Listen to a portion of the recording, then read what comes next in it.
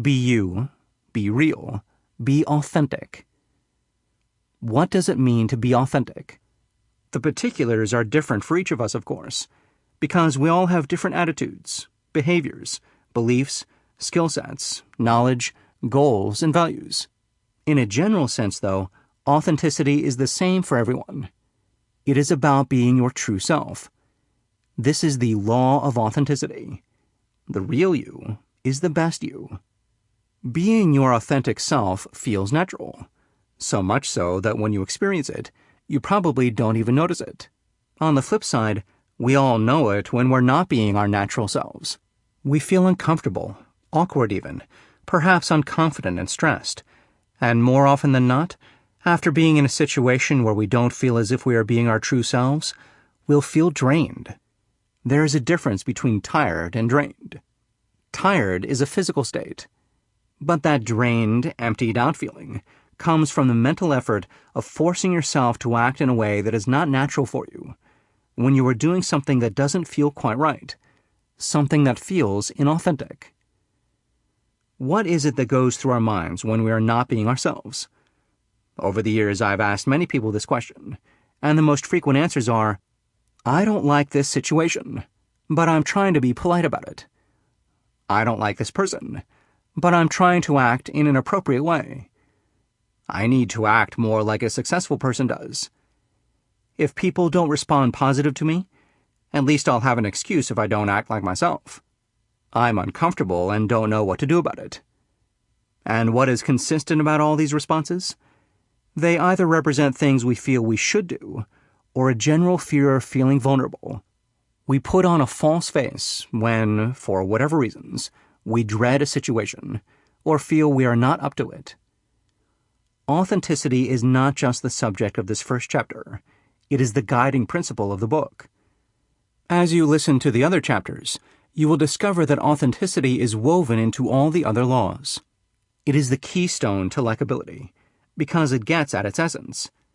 The real you is the best you, and it's the most powerful tool for forming real connections. Live the law. When am I me? To start identifying in an explicit way what it means to be your authentic self, pay attention to how you feel at the beginning of a new interaction and how you feel at the end of it.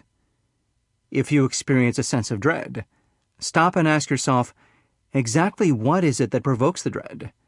Is it a person, the task at hand, the environment? If you experience ease, again ask yourself, what is it about the circumstances that allow me to feel relaxed? Whatever your internal responses to a situation, analyze what they were and why you had them. Your answers should reveal information about the kinds of experiences that prompt you to shy away from representing your true self, and those in which you feel effortlessly authentic. Use these perceptions about what feels naturally right and true as your home-based knowledge, returning to it when you need to reconnect with what authenticity means for you. Why authenticity matters. Let's go back to Samuel for a minute. When he first spoke to me about the museum's fundraising efforts and the expansion plans behind them, he conveyed his excitement in a genuine, forthright way. His sincerity truly moved me. But a few days later, when I saw him at an actual museum event, it was clear from his plastered-on smile and barking laugh that something about the situation made him deeply uncomfortable. As a result, his real passion for his job and his commitment to the museum were not being conveyed to the very people, the potential donors, he needed to reach. Authenticity is who you are, your honest reactions, your natural energy. Sharing what is real about you is the key to building real relationships with others. When you show your authentic self, people will respond in kind, laying the bedrock for mutual understanding, connections, and growth.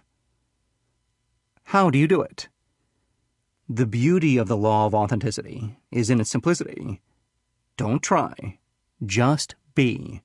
Of course, embracing this simple truth can be easier said than done.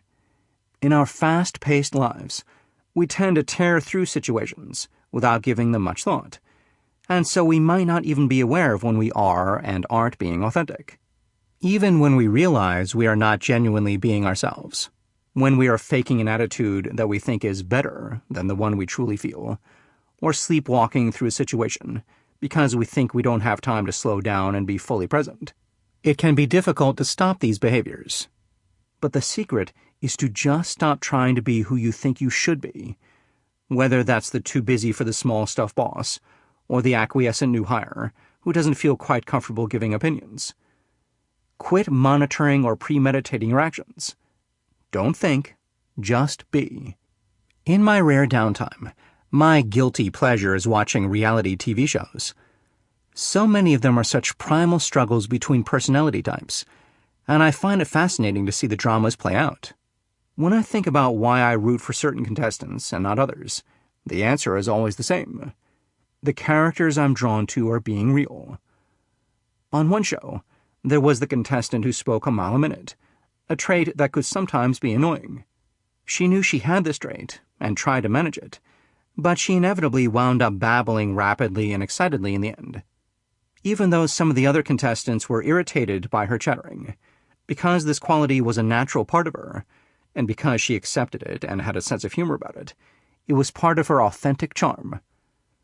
On another show, there was a pretty girl who at first seemed like she'd be the stuck-up ice queen, the obvious target of envy and attention, who'd polarize the whole group. It turned out, though, that she was a total goofball. She let her goofiness come out naturally, and was completely okay with it, and on top of it, she was unself-conscious about her good looks. This combination made her entirely likable. After I debriefed Samuel about his inauthentic behavior at the museum event, I continued coaching him on how to identify his weaknesses and harness his strengths when faced with similar situations. During one of our most useful exercises, we reflected on how children often don't censor their behavior, and their authentic selves naturally shine through. I shared a story about a friend of mine who had been a principal at an elementary school and who sported a rather shockingly unnatural head of red hair. She could always tell what the children thought of her hairdos because they would just blurt it right out. "I like your new hair color. It matches my raincoat," they'd say. Or, "Why did you do that to your hair?" Any time she told these stories, she beamed in awe at the kids' raw honesty. Granted, Samuel and I weren't aiming for such childlike honesty that he'd be howling in laughter at the sight of a museum patron's kooky hat. But we were trying to reconnect with that unfettered experience of being a child, before the adult in us started modifying itself based on what it thought the bigger world wanted. We were trying to think back on a time that preceded grown-up responsibilities and concerns, to a time when our emotions, intentions, and behaviors were largely unfiltered. Once Samuel was able to reconnect with what naturally made him feel at ease, he realized that although he dreaded being in a large crowd and feeling the need to be the life of the party, he was completely comfortable talking one-on-one or in very small groups. And under these conditions, he could easily engage patrons and potential patrons in meaningful discussions about the museum,